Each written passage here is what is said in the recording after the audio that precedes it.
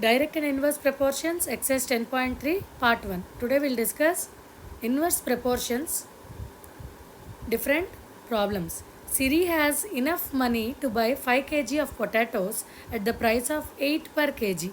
How much can she buy for the same amount if the price is increased to 10 per kg? We know that price and quantity are in inverse proportion. Why? If price increases, quantity will decrease obviously. Okay? If price decreases, quantity quantity will increase. That means if one quantity increases, the other will decrease. That means they are in inverse proportion. So in inverse proportion, xy is always constant. So x1 y1 equal to x2 y2. So we have to determine x1 y1 and x2 y2 values. So x1 is given as 5 because she has enough money to buy 5 kg of potatoes. So x1 is 5, y1 is 8 because the price of potatoes in the first case is 8 rupees per kg. Now we have to find x2 if the price is 10 rupee per kg. So y2 is 10, we have to find x2. So 5 into 8 equal to x2 into 10, x2 equal to 4. Therefore she can buy 4 kg potatoes if the price is 10 rupees per kg. A camp has food stock for 500 people for 70 days. If 200 people join the camp, how long will the stock last? If the number of people, if that number increases, food stock will last for less number of days. Okay? So they are in inverse proportion. x1 y1 equal to x2 y2. So x1 equal to 500, y1 is 70. Okay? x2 is because 200 more people joined the camp, 500 plus 200, x2 is 700. We have to find y2. 500 into 70 equal to 700 into y2. Therefore y2 equal to 50. The stock will last for 50 days if 200 more people join the camp. 36 men can do a piece of work in 12 days. In how many days 9 men can do the same work? If the number of men increases,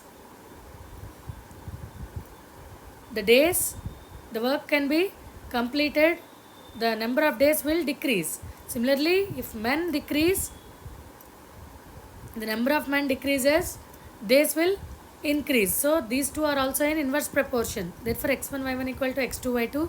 Here x1 is 36, y1 is 12, x2 is 9. We have to find y2. Therefore 36 into 12 equal to 9 into y2. y2 is 48. So 9 men can complete the work in 48 days. A tank can be filled by 5 pipes in 80 minutes. How long will it take to fill the tank by 8 pipes of same size? The number of pipes increases, number of minutes taken to fill the tank will decrease. So, and vice versa. So, these are also in inverse proportion. So, x1 y1 equal to x2 y2. x1 is 5, y1 is 80, x2 is 8. We have to find y2. 5 into 80 equal to 8 into y2. Therefore, y2 equal to 5 into 80 by 8. Therefore, y2 is 50. So, 8 pipes take 50 minutes to fill the tank.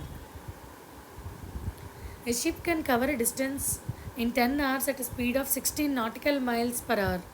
By how much should its speed be increased so that it takes only 8 hours to cover the same distance? Speed and time are in inverse proportion. If one increases, the other will decrease. So x1 y1 equal to x2 y2. x1 is 10, y1 is 16. y2 is given 8 hours. So we have to find x2. So 10 into 16 equal to x2 into 8. x2 is 20.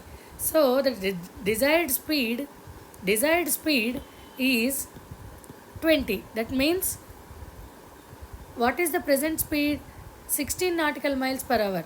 So speed should be increased by this desired 20 minus the present 16. So 20 minus 16, 4. The speed should be increased by 4 nautical miles per hour.